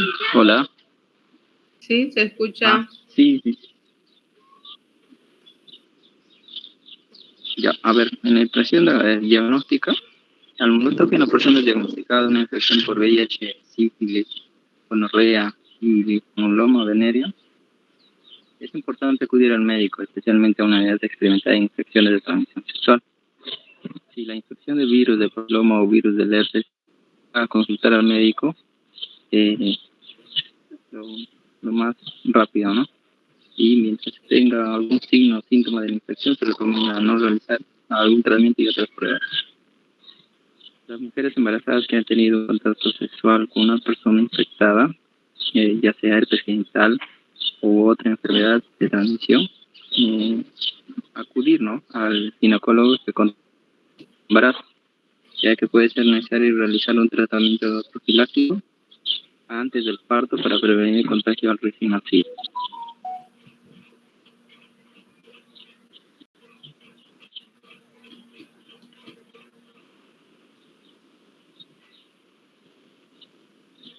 Si tiene Edison, si tiene gonorrea, ¿cuál va a ser qué se va a infectar en el niño, en el recién nacido? Edison.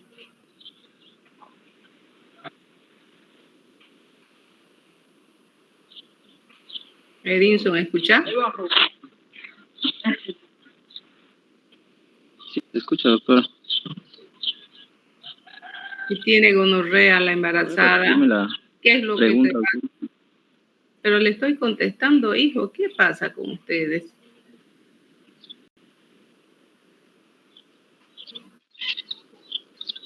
Sí, le escucho, doctora, solo que mi internet está un poquito lento.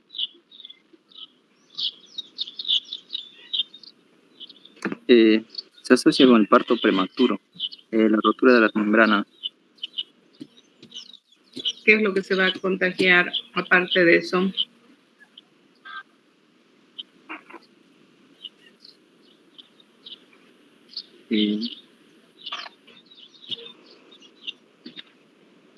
¿Y esto nomás has preparado tú, nada más, Diosito? ¿Y has sabido algo de la que es la Yo tengo lo que es, que se hacen algunos exámenes también.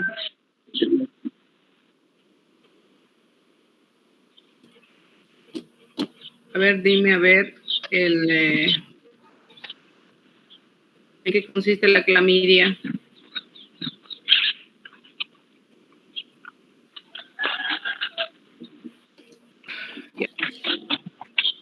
Ahí nomás. Ya, ¿quién sigue?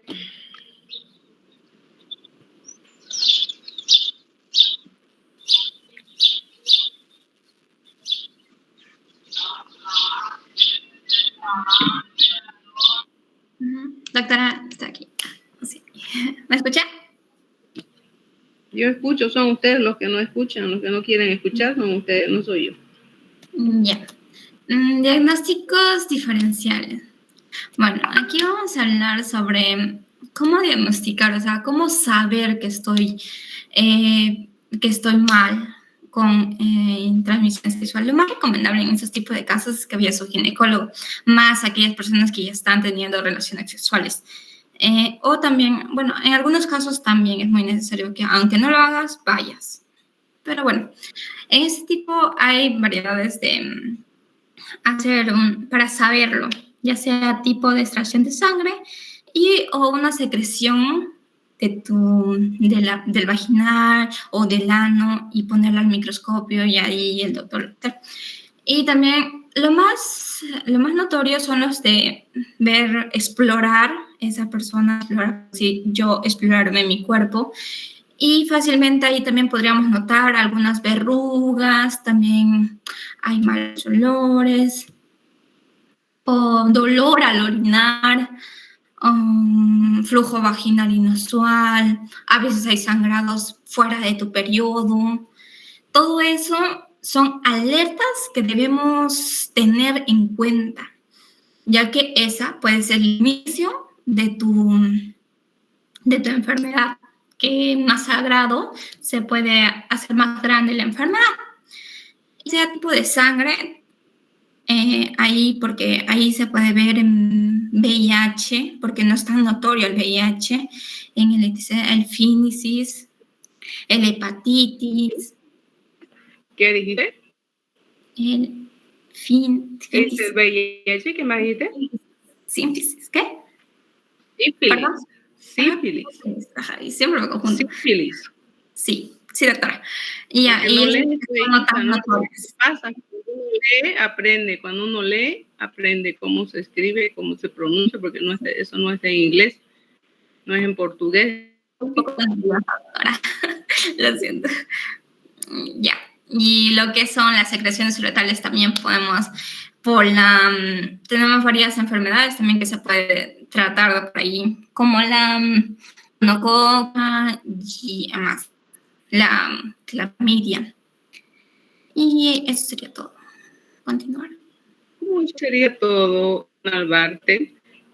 Sería pues todo facilísimo la medicina. ¿Cómo voy a saber y cómo voy a diferenciar de una de otra? Aquí no me están mostrando nada de los flujos vaginales que son importantes. ¿Cómo van a saber ustedes si no ven? Yo así les enseño. Así les enseño como ustedes están presentando. Así les enseño. No. Bueno, pues entonces, ustedes tienen que agarrar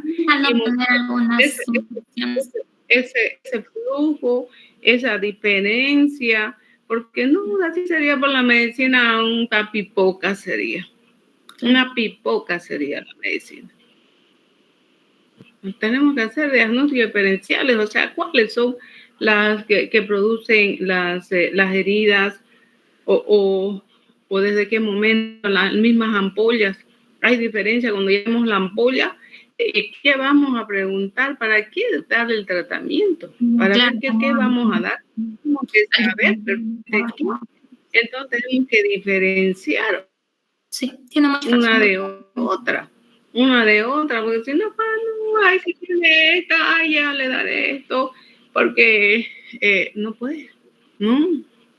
Ustedes tienen que a ver cómo es el flujo de lo que es la gonorrea, cómo es el flujo de lo que es una Gardnerella, o cómo empieza, porque no aparece de la noche a la mañana lo que son las verrugas, no empieza.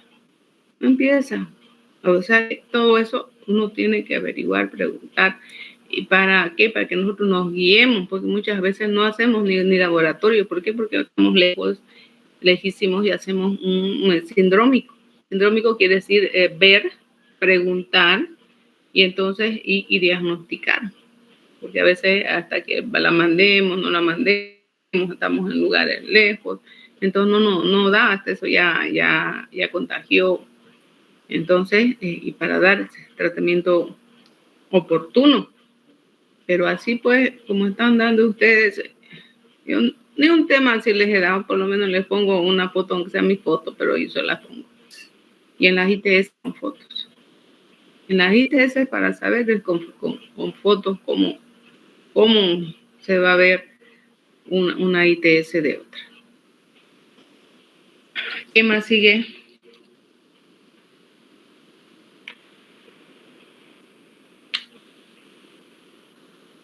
¿Qué más sigue? Buenas tardes, Lisa. Ya. Yo voy a hablar sobre el tratamiento actual. Actuales, diré. En esto depende de varios factores.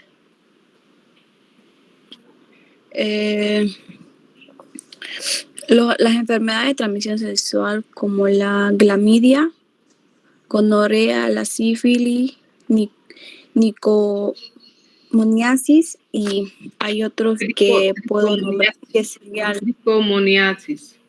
Sí, los herpes, los hongos, la ladilla, el SIDA, Aquí se llaman las ladillas, Lisley. ¿Cuáles son las ladillas? ¿Cuáles son las ladillas? Son tipo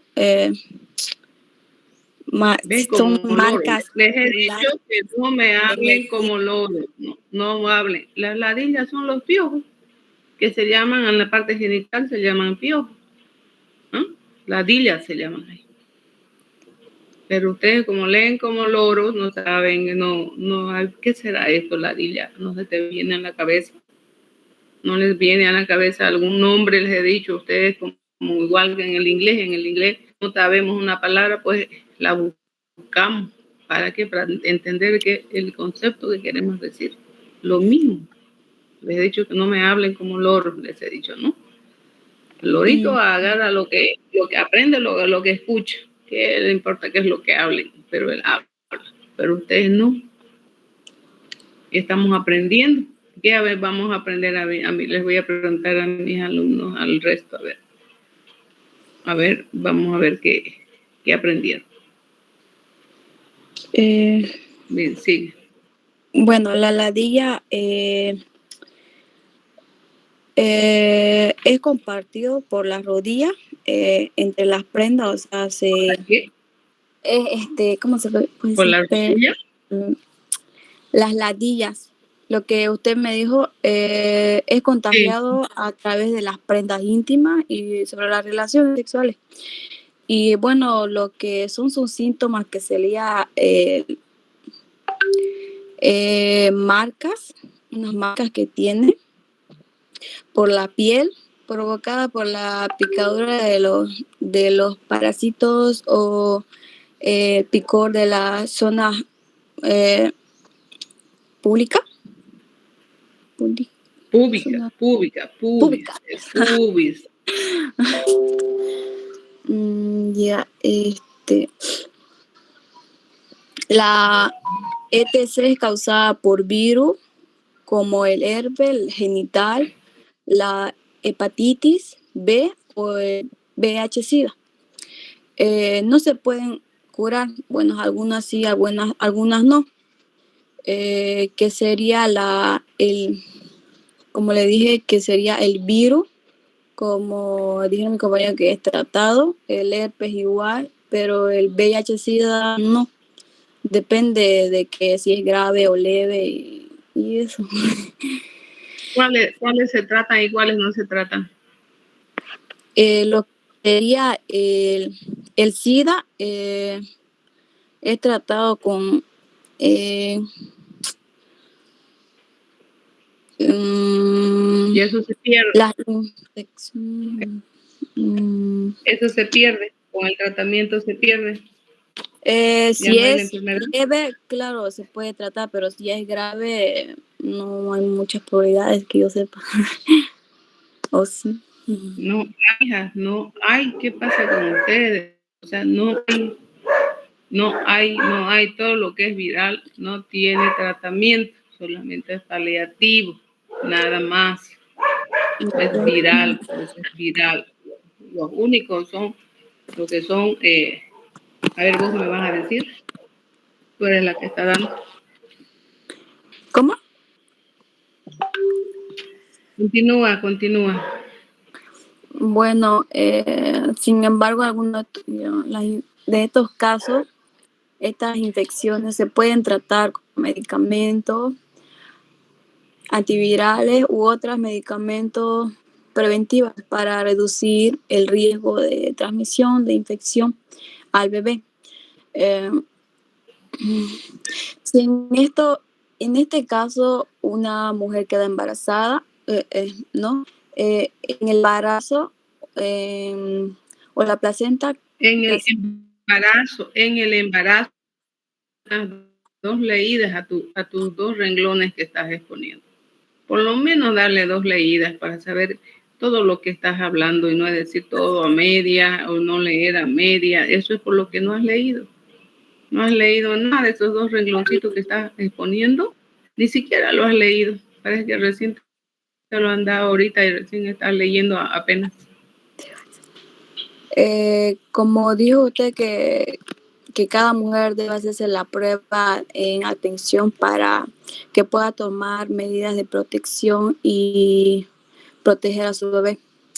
Muchas de lo que es el ATC puede ser tratada y curada con antibióticos. El médico puede recomendar medicamentos para tratar el ATC que no sean peligrosos para la mujer embarazada. Termine todos los medicamentos. ¿Qué era el ATC? Yo es lo que es nada de ATC. Es el tratamiento, ¿cómo es? Espera. Es es la enfermedad de transmisión sexual. Pero es pues la ETS no es ATC. ITS claro. O ETS no hay problema, pero no es ATC, hija. ETC.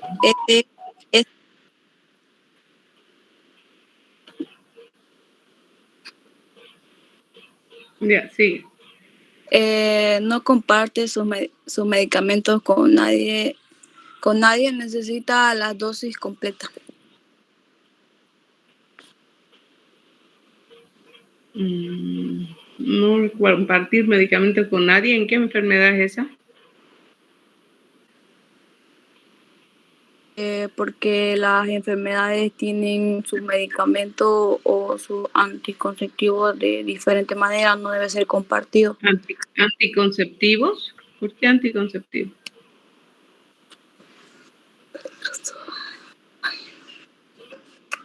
No has leído nada de tu tema, pero no has leído ni le has mirado siquiera.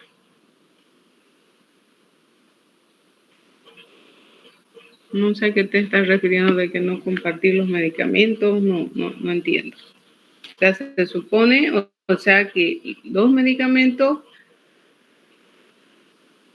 hay algunos cuáles son de por vida que va a tomar. ¿Quién me dice cuáles son los medicamentos de por vida mientras no se descubra otra cosa va a tomar?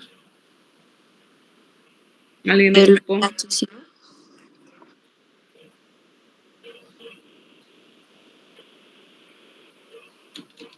Nada, ¿dónde están los del grupo?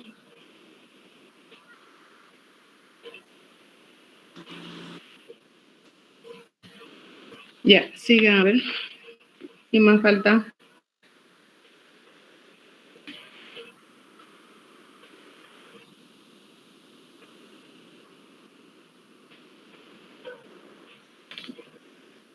¿Nadie más falta? Buenas tardes, doctora. Me Ya, falta a mí, buenas tardes. no sé si será mi internet, porque no estoy viendo la diapositiva que me toca.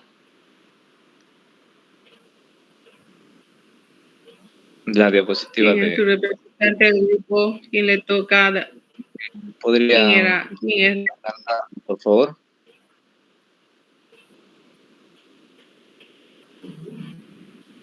Diana Borda.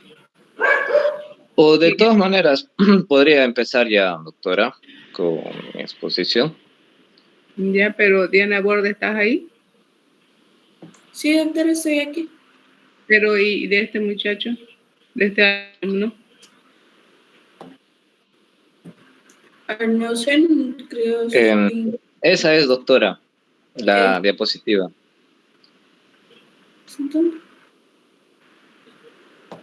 Recién se ha puesto, pero... ¿Pronóstico Sí. nada más vas a dar, Javier? No, yo investigué más, doctora. Investigué más lo que investigué. A ver. Por ejemplo, no respondí, pero también lo investigué. El tratamiento en el VIH, que se da de por vida, es los antivirales, ¿no? Por ejemplo, el tenofovir, es un fármaco que frecuentemente se les da a las personas que tienen VIH. No, digan los medicamentos, porque los medicamentos, ni idea, ustedes no han llevado farmacología, entonces no hay problema. Y para que aprendan, o sea, no es el Efavirenz solo. Te dan 3 medicamentos en una sola tableta para que les sirva a su conocimiento, no les estoy pidiendo medicamentos ya nada. Doctora, al diagnóstico, que estaba faltando algunas cosas. En la exposición, yo lo quiero complementar un poco más. Como lo primero que se hace a una paciente que es gestante desde la primera vez que viene, es una prueba rápida, donde se descarta el VIH, el sífilis. También se le hace un Papa Nicolau. En el Papa Nicolau se observa si es que tiene una lesión epitelial. Si la paciente tiene una lesión epitelial, se le hacen otros análisis para confirmar cuánto es el daño que está causando el papiloma, ¿no? Por ejemplo, se le hace la colposcopía, posteriormente se le podría hacer la crioterapia también, y mucho depende de cuál cepa de serotipo de papiloma sea. Por ejemplo, si los que suelen causar cáncer son los serotipos 16 y 18. Hay 2 más por allá, no importa, no hay problema de eso, yo no quiero que se vayan ahí porque les pregunto alguna cosa más y ya ahí morimos, no hay necesidad, pero sí es importante que hayamos visto, por lo menos tú o Richard deberían mostrar los tipos de flujo, los tipos de flujos vaginales, cómo son. ¿Qué es el pronóstico? El pronóstico no es nada. Igual Richard ha hablado, igual el otro compañero ha hablado, una cocina, teniendo tanto material.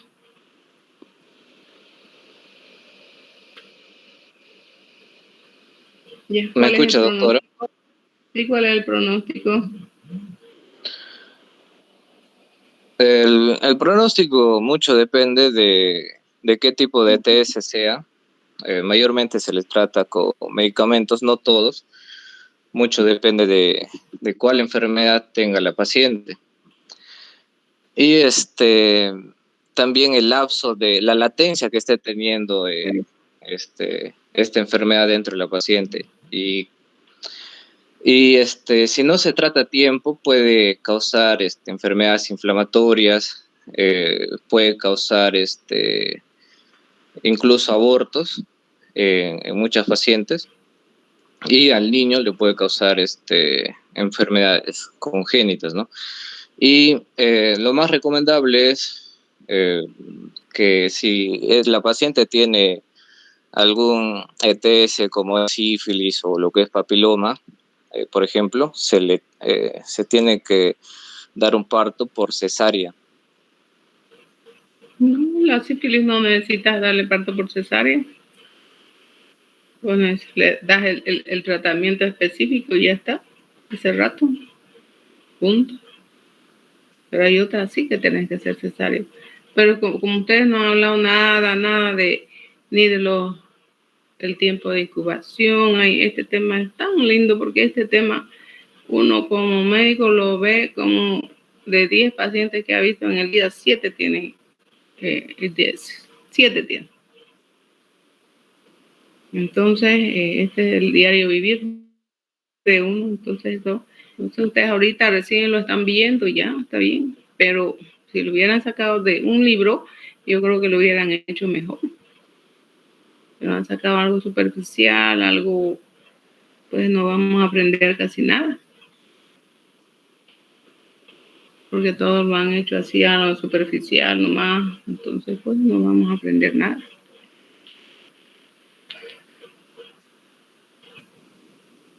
Bien, nada más sería... Sí, doctora, eso sería todo. Bien,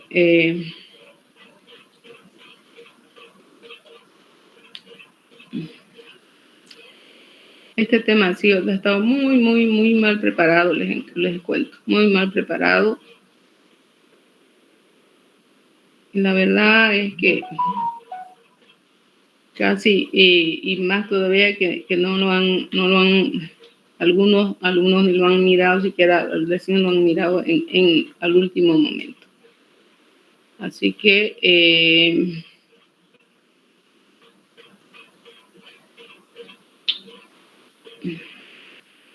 voy a decirles sus notas de exposición.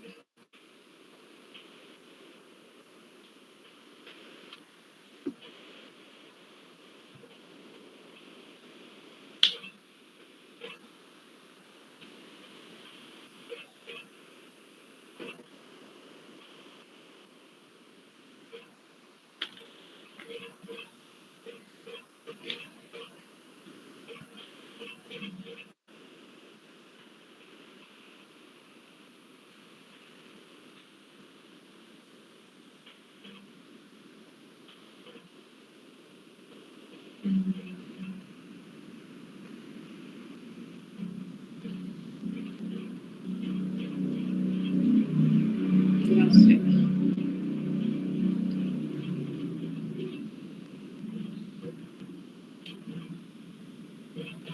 Bien, Nail Narvarte, pene 25 de nota, Diana Borda 30, Cáceres 25, Edison Espíritu 25, Diana Mantilla igual 25, Javier Rolando Crespo 30, Wendy Pérez no está, Barroso Vicente igual 25, Geraldine Vargas Virana 25 y Andrea Torrico igual 25. Muy superficial lo han preparado el tema y bueno, estas serían sus notas, ¿ya? Y la alumna que no dio, pues tiene que darlo todo solita, pero menos 10 puntos. Esa sería. La siguiente semana les encargo el grupo 2, el grupo 3, traten de prepararse, anemias ferropénicas es un tema igual, son temas muy frecuentes, traten de saber qué es el hierro, si está diciendo el nombre ferropénicas, entonces por lo menos sepan qué es el hierro. Es importante que sepan primero lo que son las anemias y después se vayan al embarazo. Traten de darle un mejor tema que estos son para ustedes. uno se acuerda de... Yo, por ejemplo, me acuerdo que hace años que damos alguna cosa y muchas veces en algunos exámenes que no preguntaba, pero yo me acordaba de algo, de alguna exposición y uno se acuerda de esas cositas. Y nos sirve, todo en medicina sirve, pero tenemos que hacerlo lo mejor posible. Traten de buscar, no les diré completamente, pero no tan superficial. Pero, por ejemplo, en las ITS era bien que hayan sacado algunos de que, como en la gonorrea, como en la gardnerella, por lo menos para que vean en foto. Y muchas veces hasta uno le ha dado cualquiera de esas, las monilias. Las moniliasis nos ha dado también por los hongos vaginales.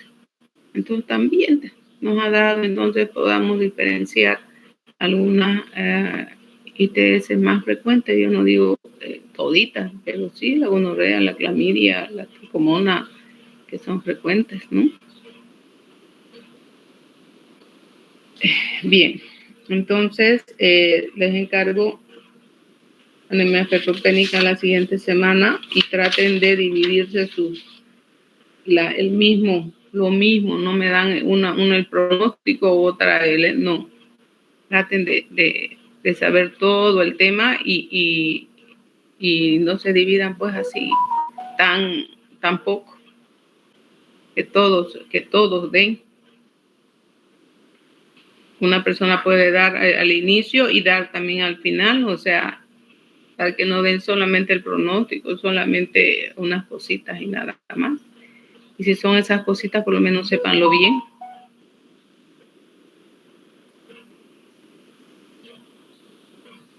Medicina no es leer lo que uno lee, no es nada. Aparte, uno tiene que prepararse.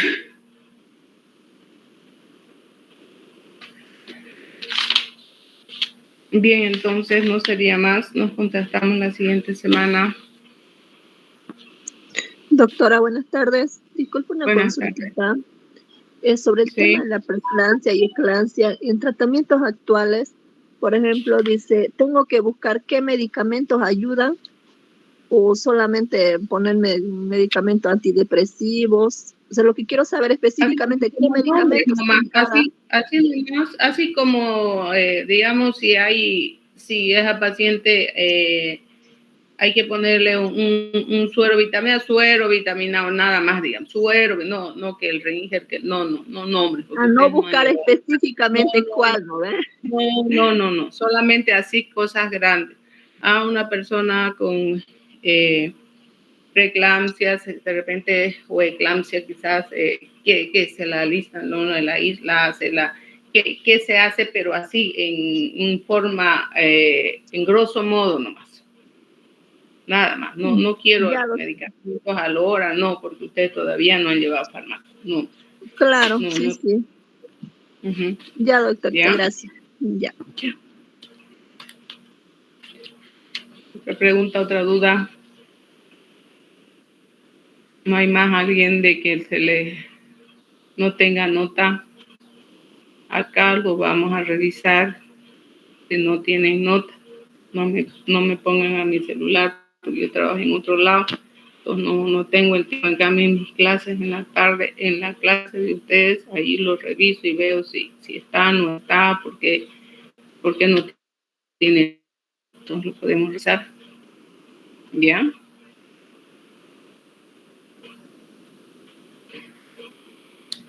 Bien. No sería más, entonces nos contactamos en la siguiente clase. Chao, chao. Chao, doctora. Chao, doctora. Chao, doctora. No. Chao, Chao.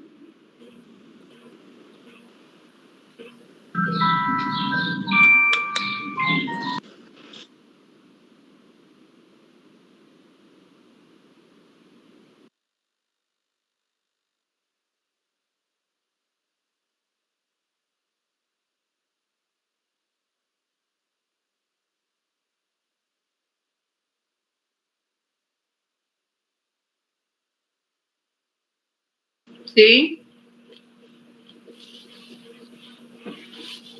Sí, hola.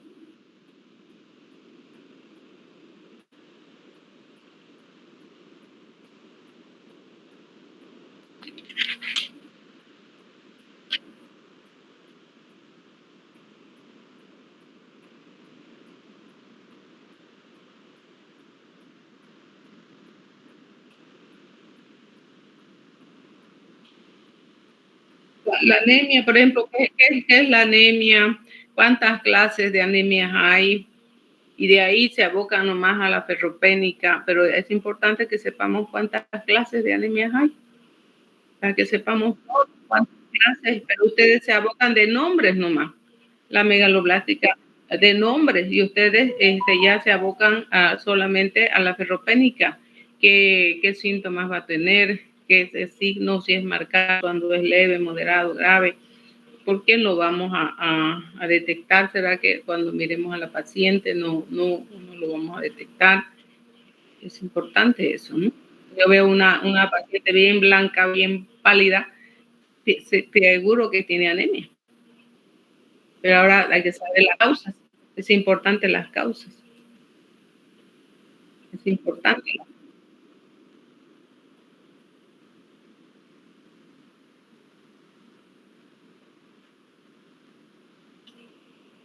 No. Primero, y por eso les he dicho, primero en forma general, todo lo de la anemia, y después ya qué pasa en el embarazo. ¿Qué afecta, no afecta? ¿Cuál es la más frecuente en el embarazo? Primero en forma general, la anemia, como anemia en sí. Y de ahí ya se van al embarazo. ¿Ya? Ya.